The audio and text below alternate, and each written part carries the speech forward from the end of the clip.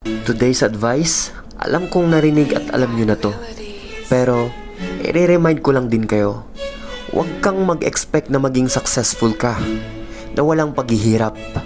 Remember this, true success comes from perseverance and endurance. Tama, di ba? Kung madali lang maging successful sa buhay, di sana successful na tayo lahat, di ba? Huwag mong iasa sa swerte yung buhay mo. Invent opportunity and embrace your failures. Madaming taong hihila sa'yo pababa, pero huwag kang magpapahila sa kanila. Huwag kang makikinig sa mga toxic na tao. Oo, sabihin natin, mapapagod ka sa iyong paglalakbay. Daraanan mo ang mga mahihirap na sitwasyon.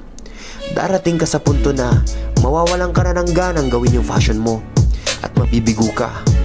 Ang punto ko lang, the next time you fail at something, congratulate yourself. It is an achievement. You're one step closer to actual success. Marami kang matututunan sa mga kabiguan mo. Along the way, you learn a lot about yourself. And you learn a lot about what makes you happy. Darating din yung para sa'yo. Huwag ka lang maiinip. Enjoy lang natin yung proseso ng buhay.